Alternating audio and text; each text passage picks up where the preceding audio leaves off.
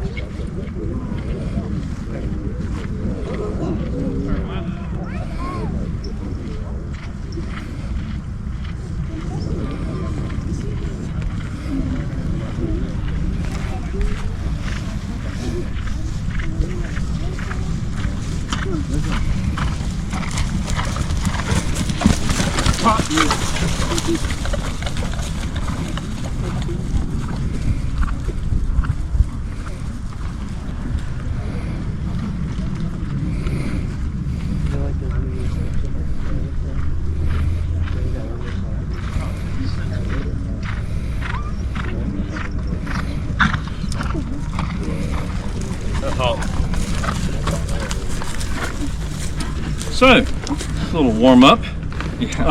Y'all can close on down and I won't have to yell quite as loud. What you've seen there is horses moving with some speed. We'll kind of go back a little bit, but while we're building on that, when the horses charge, a cavalry charge starts typically at about a trot. You don't want to spend all the horse's energy right at once. So if you see an enemy and they're 200 yards away, in this era, you're pretty much out of range unless they're shooting rifles. So if they're shooting muskets at 200 yards, they really can't hit you. So you would start your movement at a trot until you get to within about 50 or 60 yards, at which point you would kick it up to a gallop. For a couple of reasons. One, you don't want your horses to be exhausted. For another, you want to arrive all the horses at the same time if at all possible. Because what you're doing with the cavalry charge is you're harnessing the power of the herd. Horses are prey animals, and when a lion or a tiger wants to kill them on the Great Plains, their instinct is to kick and run. And so what we're doing as men training the horses is we want to get that instinct to run as a herd and then point the herd at what we want to run over. So if y'all are a group of infantry and we've got 100 horses and we go running towards you, most of you are going to skedaddle. You're going to get somewhere like in that tree line where it's harder for us to move, and you're going to get out of the way. And if you don't, you're probably going to get run over. And that's also unpleasant because these guys weigh like 1,000 pounds. And if they don't step on you, somebody on their back with a big long steel whip is going to come down and cut your collarbone or your head or your forearm or whatever. The injuries that are sustained from swords are usually not life-threatening because the edge on this is what's typically being used. In the 18th century, you read a lot of folks after battles, usually, you know, these are folks that survived, obviously, and they'll talk about how they had 5 or 6 wounds from the horse, from the sword. Maybe a cut on their head, a cut on their arm, maybe a broken shoulder, broken collarbone, broken hand, this kind of thing. But they survive because they're breaks, right? The point of the sword is deadly, particularly in this period before penicillin. So if you're stabbed with a sword and it punctures your body, especially if it punctures this part of your body, you're probably going to die. And you're probably going to die a really nasty death from blood poisoning or sepsis or something like that. Might not die on the battlefield from that, but it's really, really ugly because we carry a lot of bacteria and germs and stuff on our clothes, and they didn't even know what those were in the 18th century. So that's a little bit about how a horse charges. So I've jumped into the story a little bit by telling you how we fight. Let's back up a step and talk about what are we. So the 18th century, there's no real engines and motors of any type. Everything gets around on horseback. Horses are used to pull wagons, pull boats and canals, to move carts and carriages, to move men or women, to ride from point A to point B. They're used to pull plows. They are the main source of power, other than something like a water wheel or a windmill. They're the main source of power. So horses are everywhere. There's different kinds of horses. There's plow horses, which usually aren't going to go this fast. There's race horses. People have been racing horses for centuries, maybe thousands of years. So what we're looking for is horses that we can train to ride together, stirrup to stirrup, knee to knee, so that we can close them down, that are not going to completely lose their minds and go running away when they hear gunfire or hear drums or fifes or flags. So we're going to try to train them by exposing them to those kinds of things, to where we can use them to fight in a battle if that's what's called for, but also to act as military police for the army, to act as escorts for the folks going out to find forage or food to feed the army, to scout ahead of the army or on the sides to make sure that the main army of infantry is not surprised by the enemy. So those are all functions of light cavalry. So we're called dragoons. A dragoon is just one name that happened to be in fashion in this period. There's other names for light horsemen. You'll hear of hussars, which come out of Hungary. You'll hear of light cavalry in general. You'll hear of uhlans, which is a lancer. There's also lancers in English. Uhlan is a lancer in German. So there's different names for horse troops, but at this period, dragoon was in fashion, and a dragoon is supposed to, in addition to his sword and his pistol, he's supposed to also carry a short musket. And the dragoon, in theory, should be able to ride to a battle, tie the horse up, dismount, and go into battle on foot with a musket. But that really never happened here. Most of the troops here didn't have them. I know the 3rd Dragoons, which are U.S. troops, were never issued dragoons. Congress promised them, or issued muskets. Congress didn't have the money or the resources to give it to them. So some of them had pistols, a lot of them did not. All of them had to have a sword. A sword is the essential weapon for the dragoon, okay? This doesn't need to be reloaded. It works even when it's rainy. It's terrifying to people on the ground because they don't want to get hit. Men will stand up to rifle fire, but they run away from swords and edged weapons. It's been proven time and time again. So that's just the name that the horses go by. Is the horse troops are often called dragoons. Often they're just called horse. So if you read the returns, it says that Washington had with him 100 horse. That means troops who were mounted on horseback and able to fight from horseback. At this battle, there's a lot of people who arrive on horseback who cannot fight from horseback, and they are the citizen soldiers, the militia that live. They're the farmers and the crofters and the settlers in this frontier region who come out because they know that Daniel Morgan is here. He's ready to fight the British, and the word goes out through the backcountry. And in order to get here from 50 miles away, they get on their horse and they ride.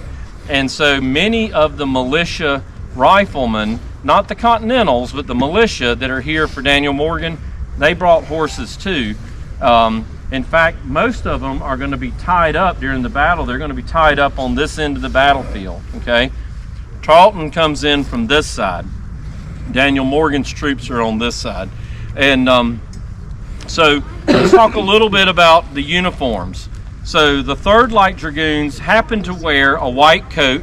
This is a frock coat. It goes down to about my knees and is basically a French style coat. There's 2 major world powers in the 18th century that we care about, Britain and France. So the United States was allied with France, and France had become an ally and was supporting us both with money and material and weapons and saddles and swords and all manner of things. Lines of credit so we could buy things and pay our troops. So when the 3rd was formed in 1777, their commander, Colonel George Baylor, decided to go with a French-style coat.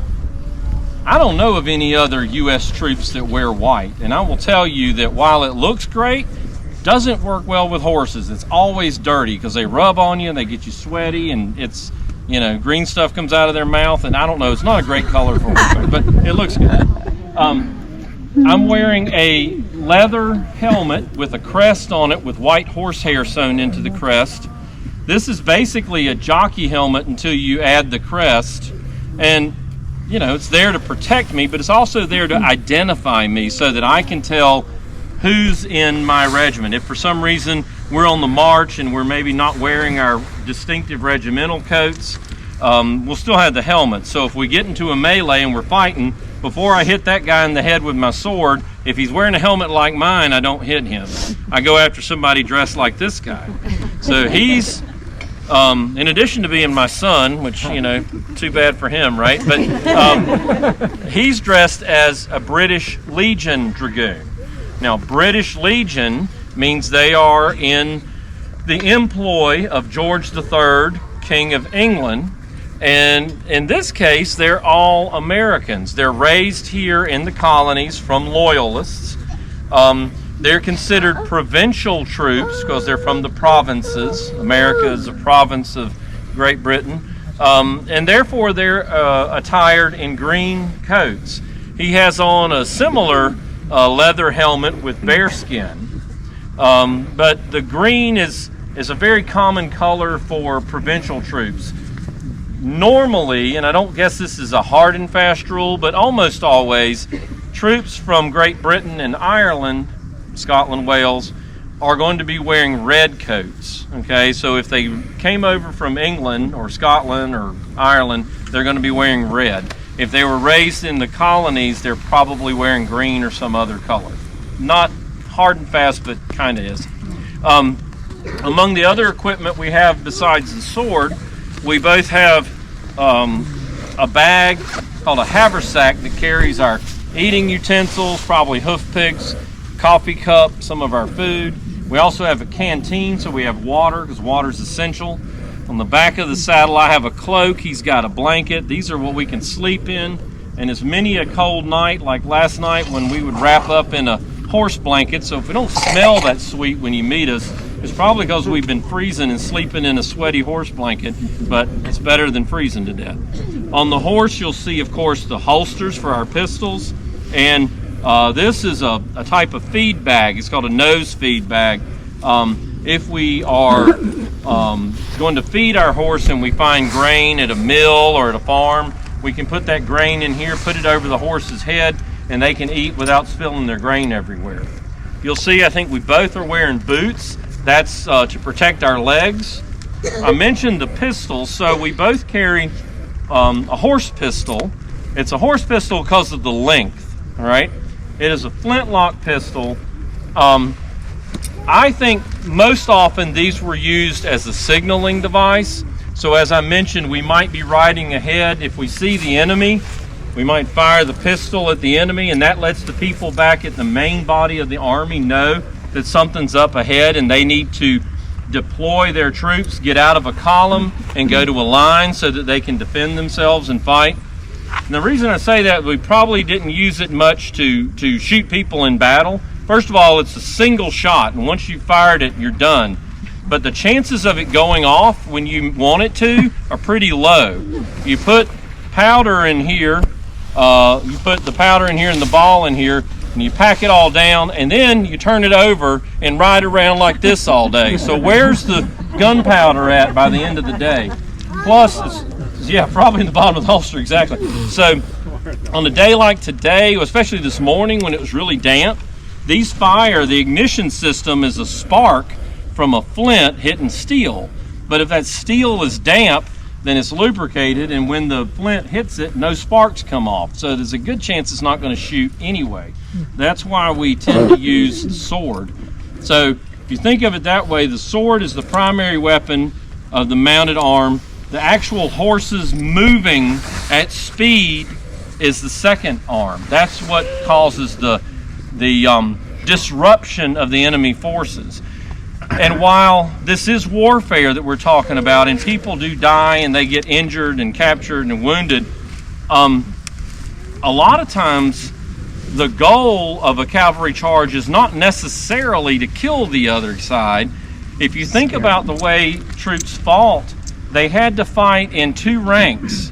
They're two deep and they're in line. So they're firing weapons that are not very accurate. So the way you hit something is you shoot a bunch of things at the target. Well, if that group of men, 50, 100 in number, can't aim and fire at you because the horses have charged and they've scattered to the four winds, then even though you've not killed or necessarily captured them, they're no longer a chess piece. They're no longer playing on the field until some officer is able to collect them and get them back together. So oftentimes we're used in that sense to go in and hit folks to break them up, basically, and to remove them as a fighting force. So I want to open this up to questions because often that leads to some interesting answers. You have a question. Yes, a question. So obviously when you talk about cavalry charges, obviously I would assume you obviously don't have 100 people, go into one spot. I mean, are you all fighting in like 3 to 5, horse units per se, or is it broken up a little bit? The question has to do with when we charge, do we do it with a lot of people or do we do it in small groups? The goal is going to be to have all of your horses that you're committing at a given time. So, for example, on this battlefield, William Washington, Lieutenant Colonel who commanded the 3rd Dragoons, is positioned up on this slight rise kind of between us and the visitor center. So where this woods is now is basically where he's got his horse troops.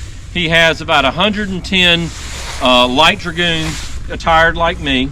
He's got about 90 to 100 state militia dragoons. Now these are guys who do have swords, they do have the means to fight from horseback, but they're not regular troops. They're citizen soldiers. They're people like you who have said, yes, I'll go fight for 3 months and then I go back home. Nevertheless, it's under a guy named James McCall, who is a colonel in the state militia. So together they've got about 200 mounted fighters here. At one point early in the battle, Daniel Morgan has sent his riflemen out. This is first, like just as dawn is breaking, and Bannister Charlton has come onto the field. And Morgan, being a former rifleman himself, has sent about 300 riflemen out front to shoot at the officers and non-commissioned officers to try to knock out the command structure of the British. He says, aim for the epaulets. Neither one of us is wearing epaulets, but an epaulet is a little thing on your shoulder that denotes an officer.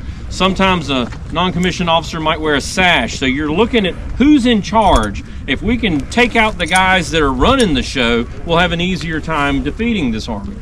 So they let loose with a volley of fire, and it's very effective. The riflemen are great shots. The problem with the rifle is it takes about 1.5 minutes to load it properly. It's very accurate, but it's a hunting weapon. You load it, you wait till you see the deer, you shoot the deer. The deer doesn't shoot back, and he definitely doesn't come charging at you with a sword trying to kill you. Well, that's exactly what happened here. These riflemen fired successfully. Bannister Charlton, who's about a 26-year-old lieutenant colonel, very aggressive, he sends 50 of his British redcoats, 17th Light Dragoons, he sends 50 of them to charge these 300 riflemen. When you read reports of the battle, the riflemen first of all, they ran away because they couldn't shoot back. They'd already shot and they didn't have bayonets. There's no way to defend themselves, so they run. They think they're being charged by 300 horsemen. There's 50.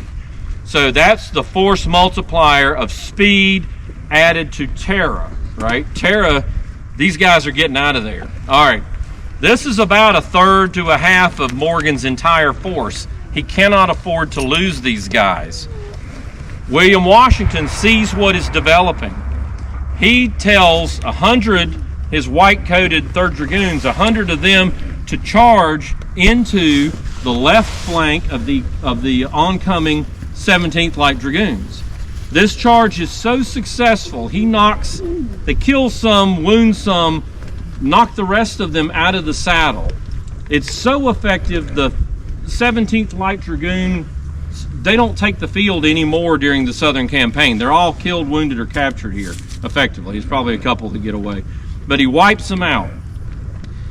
One person who writes about it after the battle, he says they fled like a herd of Choctaw steers going to market. So in other words, it was a stampede. The 3rd Dragoons hit them, crushed them, the horses ran away, the men fell off. He saved the day. He saved these riflemen who were going back here, as I mentioned before, their horses are back here. They no longer have to leave because they're not under immediate threat. They regain their composure, their officers get control of them, they're able to come back at the end of the battle and help win it. There's another troop of horse under McCall, state militia. On the right-hand side of the battle, they hit a troop of the green-coated Dragoons. Now it's interesting, Washington has total horses about 200. Banastre Tarleton's got about 350. But Tarleton never commits all his horses. So on the 2 occasions where horses meet horses, even though Washington's troops are outnumbered 2-1, when they actually engage, he outnumbers the enemy 2-1 because he committed more forces. And so the rest of Tarleton's troops, after, well, you'll need to watch the video probably to get an idea of what happens, but the infantry gets bottled up here fighting Continental infantry. Tarleton's still got about 200 to 250 horsemen that never engage, and they basically run away. They do not want to get captured. They do not want to get mishandled like the other troops did, and they're the only ones that get away from this battle. Tarleton loses his cannons, and he loses his infantry. He almost gets captured himself towards the end of the battle. But that's a good question. Thank you for that. And others? Yes, ma'am. Absolutely. So, a horse is a big animal. There's accounts of horses being shot multiple times and not dying instantly. But what happens is when the adrenaline wears off, they just kind of lay down and pass. People ask, do they aim at the horses? I don't think intentionally, but if riflemen or Continentals are shooting at a massive cavalry, they're shooting at anything that moves. And there's a great quote about a musket, which is not a particularly accurate weapon, and it says, "Singularly unlucky is the man who is shot by an aimed shot of a musket at greater than 80 yards." So in other words, if I'm shooting at a group of people, I'm probably going to hit somebody, but I don't know who. And if I'm taking aim at you and you're 80 yards away, the chances of me hitting you are very, very low, especially if you're by yourself. But if you're there with 100 of your closest friends, somebody's probably going to get hit. So, but they don't really shoot at the horses. But absolutely, when there's lead flying, you know, stuff's going to get hit. And yes, sir. How fast can the horses go? Probably at their fastest around 30 miles an hour, maybe a little less than that, depending. I mean, there's race horses that go faster. In a short distance, she might get up to that. If you notice when we were trotting and galloping, he's a slow old plod horse. It's hard to get him up very fast. He tries his best. Yeah, he does his best, but no, he might do 20. Yes, sir. A follow-up on the horses being shot. I've read when Banastre Tarleton was leaving the field and Lieutenant Colonel Washington went after him, I've heard that Bannister shot the horse under Washington so he could get away. Is that something you heard? Somebody did, but I don't know that it was Charlton himself. So the book you need to read is written by the one who founded our unit, one of the original founders. It's a guy by the name of Dan Murphy, and I think they have it in here. Is a book called William Washington, American Light Dragoon. It's a very good book, and there's a lot of controversy. Was it even Charlton? What happened? And he goes into great detail looking at what Otho Williams wrote after the battle and some other folks. Interestingly, William Washington really didn't write memoirs. Bannister Charlton did, and if you read his memoirs, he was the greatest thing since sliced bread. But William Washington, we kind of look at it as he had already proven himself. He won. He didn't need to bolster his reputation anymore. Everybody that knew him knew that he was a fantastic commander, so he didn't have to go back and write his memoirs. Light Horse Harry Lee, who was up to his eyeballs in debt, he wrote memoirs and talked about if you're very successful, you don't necessarily need to finesse the record. but yeah, there's a great piece in that book that goes into all the written accounts, and there's somebody's sword gets broken. Well, whose is it? And yeah, exactly. So, I'll look for it. Yeah, absolutely. Yes. Go ahead. What would you do to take care of Of your horse or your sword? Sword. So you would oil it, and you would you'd sharpen it a little bit to take the nicks out of it. These swords aren't really sharp, like they're not like a knife, and they don't really need to be, because again, God knows, what you're swinging it, you're going at speed, and you're concentrating all the strength of your arm and the weight of your body on a very narrow little piece. And if that piece is a shoulder, collarbone, head, forearm, it's probably going to break, okay? But you do have to oil it. I keep some wet, dry sandpaper for mine, because if it's in leather, it gets wet and it can rust. So yeah, that's what you have to do for it. And I actually broke a sword out here one time. We were running, we sometimes set up head posts, which is like a calisthenics that you do. You run by and hit them, and it was about 20 degrees, and the sword was very cold, and I hit the post instead of the leather and broke the sword because it was so cold. So, but anyways, actually this sword, I had it put together again. But yeah, so it's, and just a word about that. So the sword I carry is actually quite nice. He's got a Potter, which would have been made up in New England, I think Connecticut or somewhere up there. That's a British sword. A lot of the swords that the Patriots had were hardly worthy of the name. Let's put it that way. They were very heavy, out of balance, because we didn't have anybody here that knew how to make swords.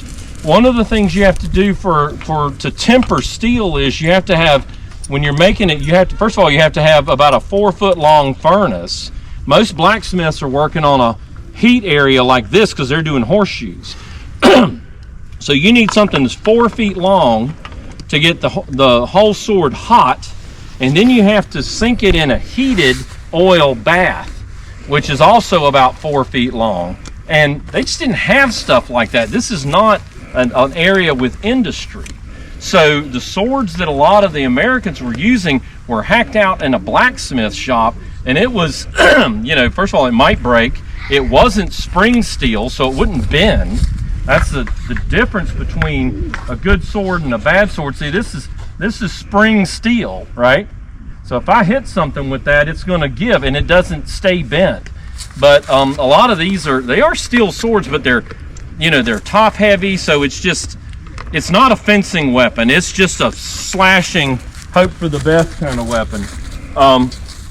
But that's the state of American industry, particularly in the South. There was nothing going on here that would give these people the ability to build complicated weapons. I mean, even the rifles and muskets of the day, they're made piece by piece, right, with files and this kind of thing. So making swords is difficult. We can't get them today. That's how difficult it is, okay? We can't buy decent swords now. So of course there's not a lot of call for swords, but you know, some of these things they're made overseas and they're not high quality steel. It's hard to get a decent sword. You pay a lot for it. For a good one, yeah, you do. Other questions, comments, movie quotes? Yes, ma'am.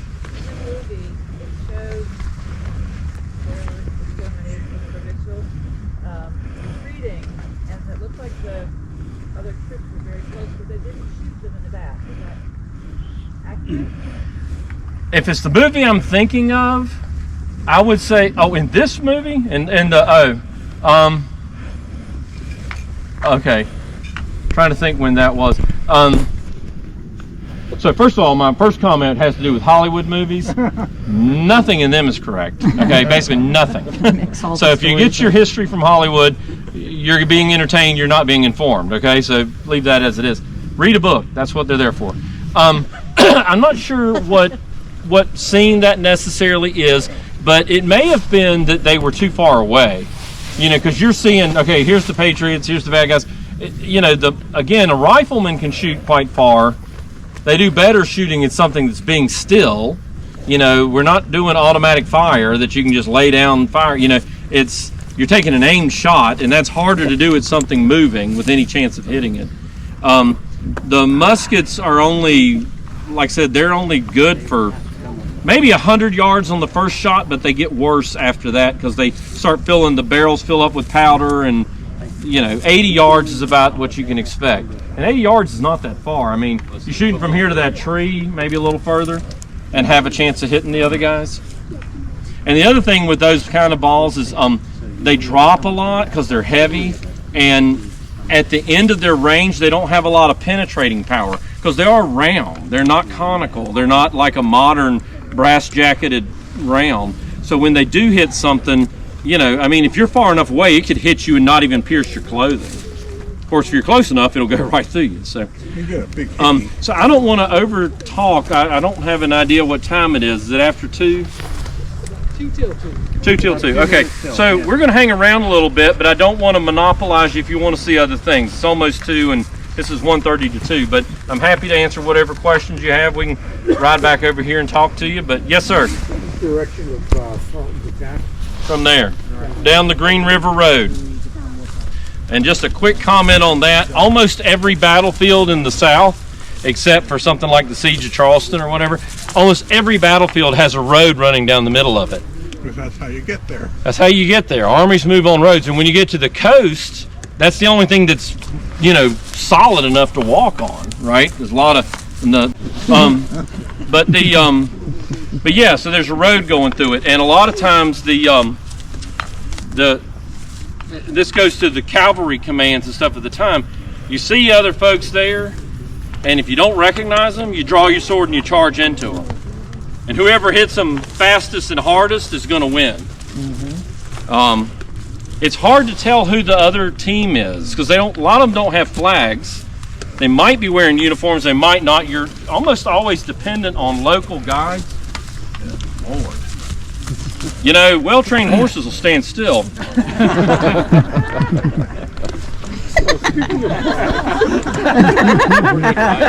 good riders, yeah. Yes, sir. Speaking of flags, did we retain the colors that were captured on the field? I don't know. From the 71st? I don't know, actually. If they had them, the answer would be yes. Whether they had them, I do not know. Because it was only a battalion of the 71st. There's another battalion, I think, back with Cornwallis, if I'm not mistaken. And then there's other units, but not all of them. I mean, normally they would have their colors and stuff, but I'm not sure, really. I don't think any colors were taken at all. They might not have even had them because the whole thing was a rapid deployment trying to trap Morgan, so they may not have even carried them. I'll give you an idea.